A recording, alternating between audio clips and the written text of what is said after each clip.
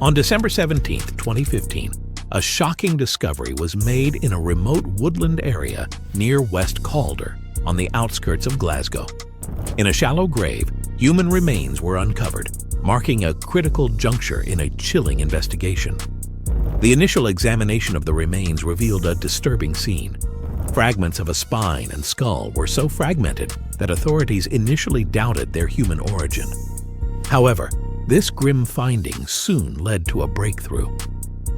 The remains were identified as belonging to Martin Hamilton, a notorious figure who had long dominated Scotland's criminal landscape. Martin Hamilton, infamously known as the Blackhill Butcher, had been one of Scotland's most wanted criminals. The gruesome nature of his death suggested a violent end, possibly occurring as far back as April of the previous year, well before his remains were discovered. Hamilton's story, characterized by a fearsome reputation in the underworld, culminated in this macabre conclusion.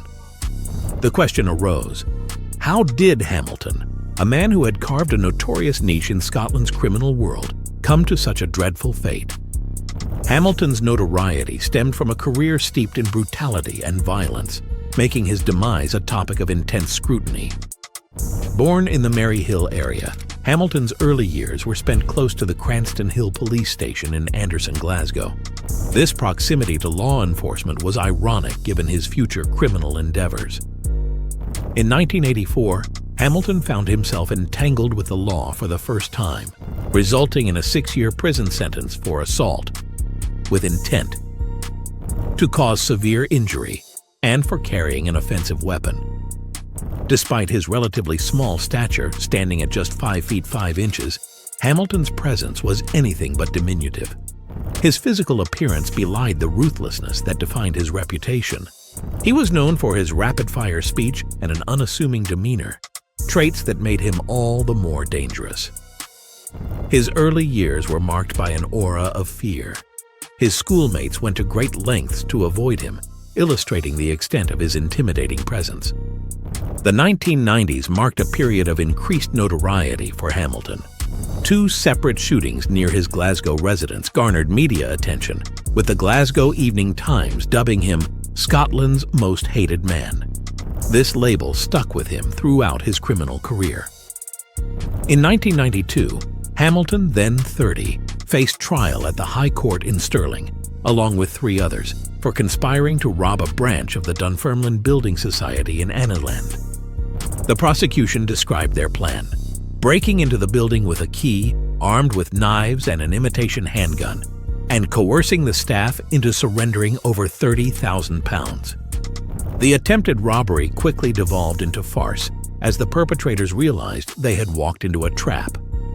Within minutes of entering the building, it became clear that the entire city seemed to be aware of their actions, leaving the would-be robbers isolated and exposed. Despite his reputation for violence, Hamilton was not considered a major player in Glasgow's criminal circles during the 1990s. His involvement in drug dealing and armed robbery did not elevate his status among the city's more influential figures, who avoided him due to his unpredictable and volatile temperament. As Hamilton reached his late 30s, it became apparent that his reign of terror in Glasgow was winding down. Following his release from prison for the botched robbery, Hamilton found himself under close surveillance by the Glasgow police. His movements were monitored closely, and he was forced to relocate. In 1998, Hamilton shifted his focus to Edinburgh, where he began to carve out a new territory in the city's drug market. This transition marked the beginning of a new chapter in his criminal career, one that would eventually lead to his tragic end. By 1998, Hamilton had made a strategic move from Glasgow to Edinburgh, seeking to exploit the city's drug market. His shift in location was driven by a fallout with Glasgow's criminal elite, particularly after he had been given a firearm and an advance payment by the infamous Arthur Thompson. Hamilton was tasked with eliminating rival gangster Paul Ferris, but instead chose to inform Ferris of the plot and absconded with the cash. This audacious move did not sit well with the Glasgow underworld and marked the beginning of Hamilton's decline in his former stomping grounds. Hamilton's violent tendencies and brutal reputation continued to shape his criminal activities in Edinburgh. His new base of operations included areas such as Wester Hailes and Sighthill, where he began to dominate the local drug trade. The Lothian and Borders Police initially had little information about Hamilton, but his brutal tactics, including assaults on low-level drug dealers, quickly drew their attention. His reign of terror in Edinburgh was marked by extreme violence, as he used fear and intimidation to control the drug market. Hamilton's operations extended beyond drug dealing. He also exerted pressure on local business owners and publicans, demanding protection money and using violence to enforce his control. One notable case involved an owner who, under duress, paid £30,000 to avoid Hamilton's wrath. Another victim, Billy Sibal, purchased £100,000 worth of drugs from Hamilton, but believed the debt was settled when Hamilton was imprisoned. Sibal's subsequent murder, discovered 3 months later, highlighted the extreme brutality Hamilton employed to maintain his criminal empire. Hamilton's methods of torture were notoriously horrific. He was known for inflicting severe physical and sexual abuse on those who failed to meet their drug debts. His brutality was compounded by a propensity for inflicting pain and suffering, often combining physical abuse with a sexual element. His actions drew significant media attention, especially after a particularly heinous incident involving an 18-year-old couple who were abducted, tortured, and disfigured. This case became a turning point, leading to a high-profile trial conducted under tight security measures to protect witnesses. Hamilton's trial revealed the full extent of his cruelty. Despite being acquitted of some charges, he was convicted on the most severe counts, resulting in a life sentence with a parole eligibility set at 9 years. The sentencing judge, Lord Kingar, compared Hamilton's malevolence to that of notorious child murderer Robert Black. Hamilton's modus operandi involved luring young men into his criminal network with promises of drugs and then subjecting them to severe abuse if they failed to deliver. After serving part of his sentence, Hamilton was paroled in September 2014. However, he vanished by the following year, prompting a nationwide search. Authorities issued an arrest warrant in April 2015, and a public campaign, including an appeal on BBC's Crime Watch, was launched to locate him. Despite these efforts, Hamilton remained elusive until December 2015, when his remains were discovered in a secluded woodland near the Five Sisters Business Park in West Lothian. Speculation about the motives behind Hamilton's murder included theories that he was targeted by Liverpool-based criminals for allegedly defrauding them of £40,000. This theory gained traction when James Farley, a Liverpool native, was arrested and charged with Hamilton's murder in January 2017.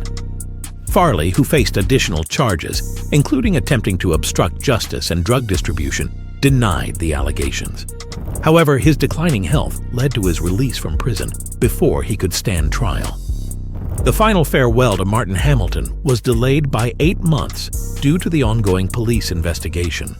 In August 2016, a brief memorial service was held at Glasgow's Maryhill Crematorium, attended by a small group of mourners. The death notice painted a contrasting picture of Hamilton, depicting him as a cherished family member and valued friend. In reality, Hamilton's legacy was marked by a history of extreme violence and brutality, leaving a lasting impression on Scotland's criminal underworld. Hamilton's journey, characterized by a pattern of increasing violence and brutality, reflects the destructive path of many who become entrenched in the criminal underworld. His move from Glasgow to Edinburgh, driven by a fallout with Glasgow's criminal elite, and his subsequent dominance in the city's drug market illustrate how the pursuit of power and money can lead individuals to commit unspeakable acts. In the end, Hamilton's legacy is one of terror and brutality, a testament to the far-reaching consequences of a life spent in the shadows of criminal activity. His story serves as a somber reminder of the cost of violence and the often grim fate that awaits those who live by the sword. As Scotland continues to grapple with the remnants of his legacy, the case of Martin Hamilton remains a chilling chapter in the annals of criminal history. Robbie Lawlor. Known for his involvement in some of the most shocking and violent crimes in Irish history, Lawlor's story is a stark reminder of the brutal realities of gang violence. His rise from a troubled youth in Dublin's Donegal to his pivotal role in a series of high-profile murders. Robbie Lawlor is a name that resonates strongly in Ireland. To understand Lawlor's background and the events leading to one of the most shocking murders in Irish history, it's crucial to start from his early years and trace his path into the criminal underworld. Lawlor grew up in Donegal, a neighborhood in Dublin known for its struggles with high unemployment and crime. From a young age, he was involved in petty crimes, including car theft. His early criminal activities were driven by a desire to escape poverty and achieve material success. In an environment rife with drug dealers and unemployment, Lawlor quickly gained a reputation for violence. By his teenage years, Lawlor had become entangled with serious criminals in Dublin. His growing involvement in the criminal world laid the groundwork for a series of violent events that would follow.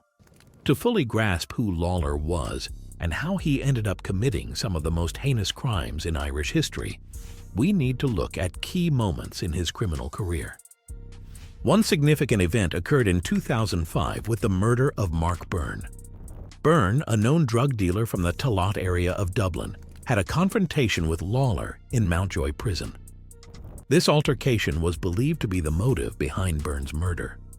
Byrne, who had recently been released from North Dublin prison, was on temporary release for compassionate reasons. On that fateful morning, he was shot 3 times in the face, including once in the head, while he was standing at the corner of Berkeley Road and Echo Street. Despite immediate medical attention, Byrne died at around 7:45 a.m. The attack, witnessed by many due to its location on a busy street, was a brutal display of Lawlor's increasing violence. In 2009, Lawlor's criminal activities escalated further. He became involved in a shocking incident in Darndale, North Dublin, where a young man named Anthony Ayodeji was critically injured in a shooting. The attack occurred while Deji was in a friend's car, and the shooter fired 5 shots through the car's window. Ayodeji, who was either on the victim's lap or in the passenger seat, sustained minor injuries. The attack was deemed reckless by the police, with the shooting believed to be driven by personal grievances, including racist motives rather than gang-related issues. Lawlor was arrested in connection with the shooting, highlighting his dangerous and unpredictable nature. Another significant crime connected to Lawlor was the murder of David Fred Lynch in 2009. Lynch, a known associate of rival gang leaders, had a history of conflict with other criminal factions. His involvement in the gang scene made him a target, especially after being shot outside a pub in 2006, a testament to the violent environment he was entrenched in. Lynch's murder was particularly brutal. His body was discovered in a desolate wasteland, showing signs of having been executed. He had been shot 3 times in the head, execution style. The manner in which he was killed, shot at close range and left in a remote area, suggested a calculated move, possibly involving a premeditated lure to the site or an initial murder elsewhere before being dumped. The investigation into Lynch's death revealed that he had been contacted by a member of a rival gang shortly before his murder. This contact was seen as a setup leading to his execution. Lawlor emerged as a prime suspect due to his deep involvement in Dublin's gang conflicts and his known associations with violent criminal elements. His role in Lynch's murder highlighted his significant influence in the criminal underworld and underscored the ongoing and deadly nature of the gang wars in Dublin. In 2018, Lawlor was implicated in another violent act. He was suspected of murdering a man named Mr. Finn in Dublin, who had previously been a target due to his connections with rival gangs. Although Lawlor was arrested, he was never formally charged with this murder. The killing of Finn demonstrated Lawlor's willingness to commit murder against even those within his own criminal circle, emphasizing his ruthlessness. Lawlor's criminal activities spanned a broad range of offenses, extending far beyond murder. In 2013, he was notably convicted for a brazen armed robbery at a McDonald's in Demise.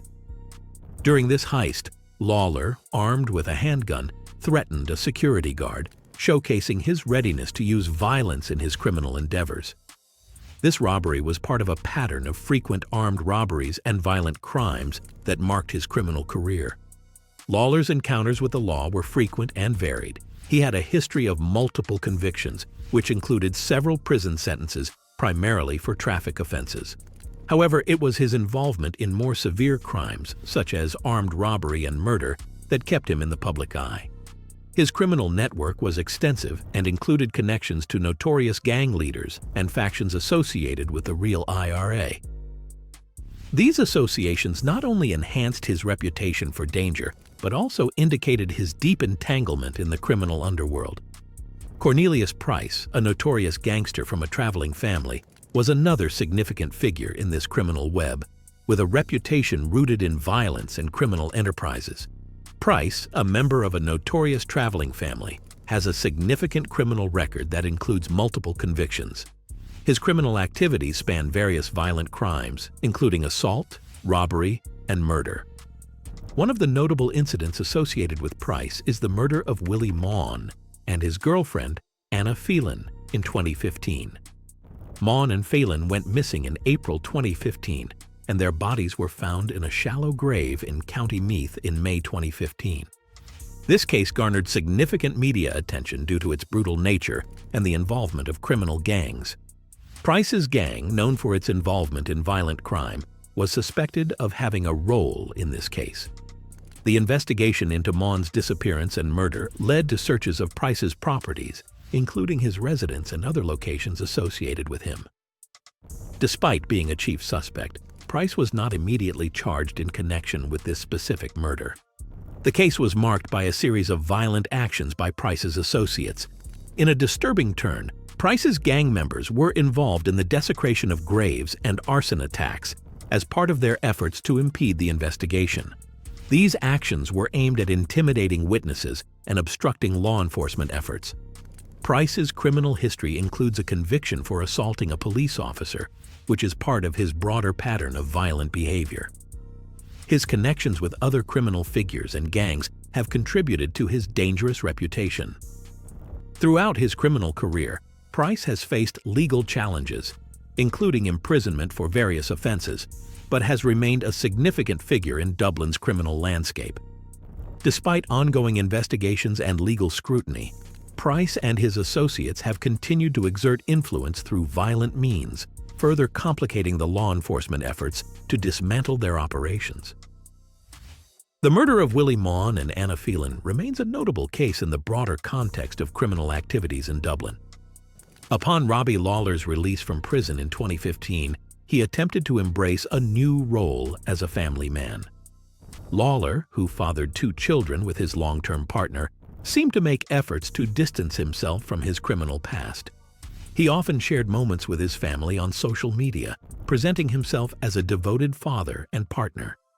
These images and posts suggested a life focused on family and stability, contrasting sharply with his notorious criminal reputation. However, this apparent shift towards family life did not mark a true departure from his criminal activities. Lawlor's return to the criminal underworld was both swift and violent. He was deeply involved in the gang conflicts that plagued Coolock, a district in Dublin notorious for its gang violence. His involvement in these disputes became increasingly prominent, culminating in a series of violent events in 2018. In February 2018, Lawlor's name surfaced in connection with a high-profile murder linked to ongoing gang conflicts. Lawlor was implicated in the violent feud involving Richie Carberry, a significant figure associated with the Mr. Big Gang. During this period, Lawlor was suspected of being involved in an attempt to assassinate Carberry. The feud escalated, and in a tragic turn of events, Lawlor was accused of the murder of Mr. Finn, an associate of Carberry. Finn was shot multiple times and died from his injuries, though he had initially survived an earlier attack. Lawlor's arrest in connection with Finn's murder drew significant media attention. Despite being detained, he was never formally charged with the crime. The case illustrated the often chaotic and elusive nature of gang violence, where legal repercussions are not always straightforward or guaranteed. Lawlor's criminal activities were not limited to this incident. His involvement in various violent acts and disputes demonstrated the pervasive influence of gang affiliations on his life. Lawlor had been previously linked to several other violent incidents and was a key figure in the criminal network operating in Dublin.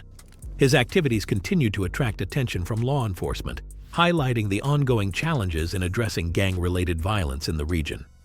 Additionally, Lawlor was known for his connections with various criminal figures and gangs, contributing to his dangerous reputation. His role in these criminal networks often placed him at the center of violent conflicts and legal scrutiny. Despite efforts to present a more stable family image, Lawlor's continued involvement in criminal activities underscored the difficulty of escaping his past. Lawlor's life and criminal career reflect the complexities and challenges of navigating the criminal underworld, where personal efforts to change course are frequently overshadowed by persistent violence and criminal connections. His story remains a stark reminder of the pervasive influence of gang violence and the difficulty of breaking free from its grip. Richie Carberry, who was Robbie Lawlor's brother-in-law, was a significant figure in the Drogheda drug trade. Carberry, originally from Coolock, Dublin, had established himself as a major player in the drug wars over the course of a decade. His involvement in the criminal underworld was marked by intense rivalries and violence, particularly in the drug trade that plagued the region. As Carberry's criminal activities escalated, so did the threats against him. To protect himself and his family from the mounting violence, Carberry took extensive security measures. He installed bulletproof windows in his house in County Louth, a stark indicator of the extreme risks associated with his lifestyle. This step was not merely a precaution, but a necessary measure given the intensity of the drug wars and the threats he faced. Despite these precautions, Carberry's life was tragically cut short. On April 8, 2018, Carberry was murdered in what was believed to be a targeted attack linked to ongoing gang conflicts. His death was a significant event in the criminal landscape of Ireland and highlighted the brutal nature of the drug trade. The media coverage of Carberry's murder was limited in the immediate aftermath, but the story gained more attention in the months following his death. In April 2018, shortly after Carberry's murder, Lawlor embarked on an international trip. Lawlor's travels included visits to various locations such as Rome and Bethlehem. Notably, Lawlor was accompanied by Carberry's family during this trip, reflecting the close relationship he had with them and highlighting the impact of Carberry's death on those left behind. Lawlor's international journey following Carberry's murder was significant for several reasons. It not only underscored his connection to Carberry and his family, but also marked a period of heightened scrutiny and speculation regarding his involvement in the criminal activities that led to Carberry's death. The close ties between Lawlor and Carberry's family, combined with the timing of Lawlor's travels, added layers of complexity to the ongoing investigations and media coverage of the case. Carberry's murder and Lawlor's subsequent actions provide insight into the dangerous world of organized crime and the personal consequences faced by those involved. The violent nature of the drug trade, coupled with the personal risks and security measures taken by figures like Carberry, underscores the pervasive and often deadly consequences of gang conflicts. Lawlor's peculiar nature was further exemplified when he made a significant charitable gesture. He purchased and donated football kits to underprivileged children, capturing the event in photographs. This act indicated that despite his criminal lifestyle, Lawlor had aspirations of engaging in charity work, although his exact plans remained unclear. This gesture offered a glimpse into the more complex aspects of his personality. Following his return from this global trip, Lawlor's personal life deteriorated. His ex-partner, Claire Wan, began a new relationship with David Mitchell, which Lawlor could not tolerate. His dissatisfaction led to a series of threats and attempts to intimidate Wan into ending her relationship with Mitchell.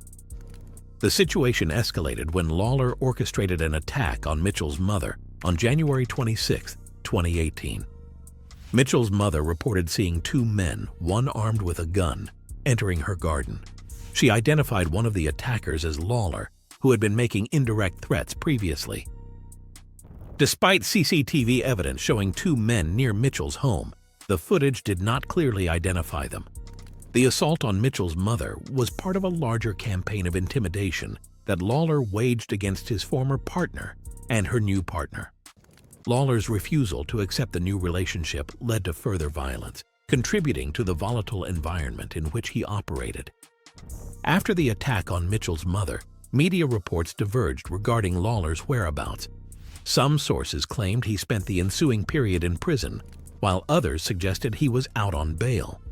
During this tumultuous time, Lawlor's personal life was unraveling, and his involvement in the criminal world intensified. As he faced threats from his enemies in Kulak, he spent increasing amounts of time in Drogheda, where tensions with local drug dealers escalated. On July 5, 2018, Lawlor was implicated in a significant shooting incident in Drogheda. The attack targeted Owen Maguire, who was shot multiple times. Maguire survived but suffered severe injuries, including a bullet lodged in his spine, which could have lasting health consequences. Maguire, known to authorities for his criminal activities, had been involved in various attacks and faced financial scrutiny from the Criminal Assets Bureau.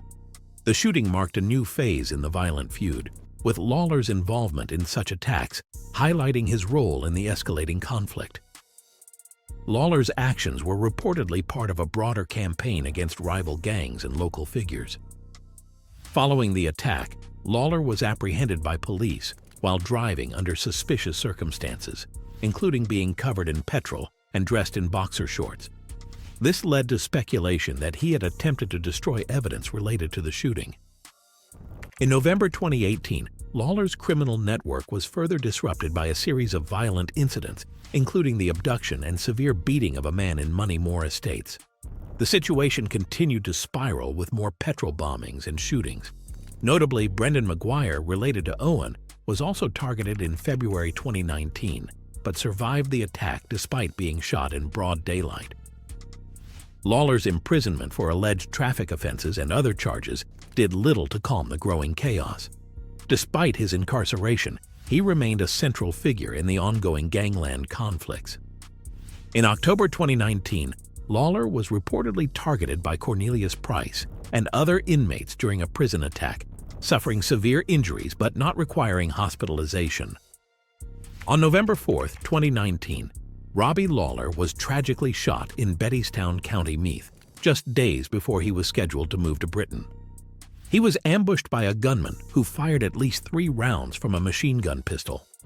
Despite efforts by his wife and daughter to assist him until paramedics arrived, Lawlor was pronounced dead an hour later at Drogheda Hospital. The shooting occurred in a residential estate while Lawlor was getting out of his car and closing his gate. The assailant approached him and fired, hitting 3 cars in the vicinity.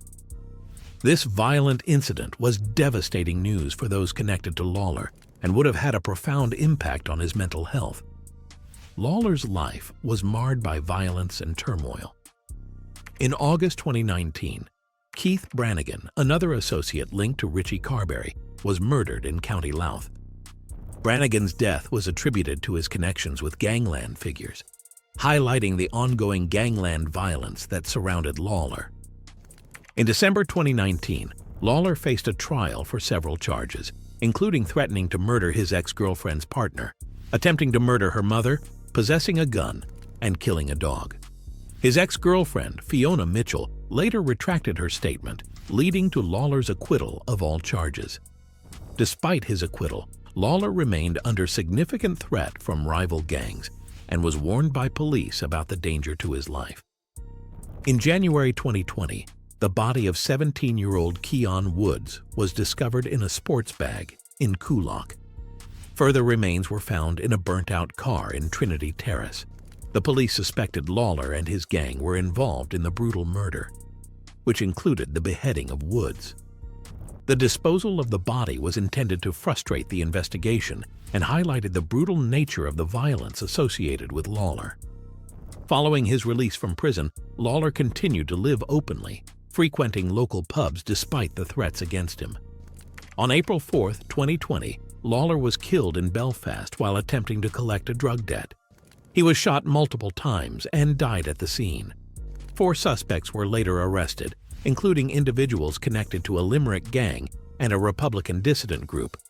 It was alleged that Lawlor had been betrayed by the McAfee Dungeon Gang, who were paid £100,000 to set him up with fake bullets. Lawlor's death was met with mixed reactions in Dublin, with some celebrating his demise. His life had been marked by violence and fear, and his death was seen by some as a form of poetic justice. The case underscored the persistent issue of gang violence in Ireland and the need for improved prevention and intervention strategies. Robbie Lawlor's life and death reflect the brutal reality of gang violence and its devastating impact on individuals and communities. His story underscores the urgent need for effective crime prevention and intervention strategies to address the ongoing issues of gang-related violence. As Ireland continues to grapple with these challenges, it is crucial to focus on creating safer communities and providing better opportunities for young people to break free from the cycle of crime.